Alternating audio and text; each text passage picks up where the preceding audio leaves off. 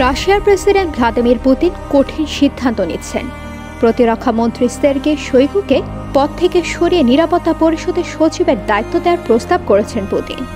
প্রতিরক্ষা মন্ত্রী সের্গেই শোইগুকে পদ থেকে সরিয়ে নিরাপত্তা পরিষদের সচিবের দায়িত্ব দেওয়ার প্রস্তাব করেন তিনি।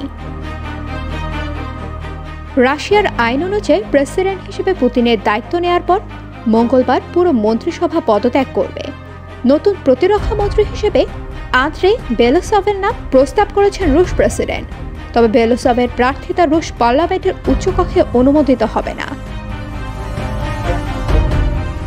ক্রেমলিনের মুখপাত্র দিমিত্রি পেসকভ বলেন, রাশিয়ার প্রেসিডেন্ট ইতোমধ্যে প্রতিরক্ষা মন্ত্রীর পদটি কোনো বেসামরিক লোকের হাতে দেওয়ার সিদ্ধান্ত নিয়েছেন, কারণ প্রতিরক্ষা মন্ত্রণালয়ের নতুন নতুন উদ্ভাবন এবং অত্যাধুনিক ধ্যান ধারণা প্রয়োজন।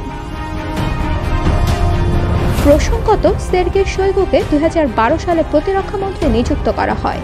এর 2 বছর আগে ইউক্রেনের ক্রিমিয়া উপদ্বীপ দখল করে রাশিয়া। শোইগুর ডেপুটি তিমুর ইভানকে ঘুষ গ্রহণের দায়ে গত মাসে গ্রেপ্তার করা হয়। তার বিরুদ্ধে এখন তদন্ত চলছে।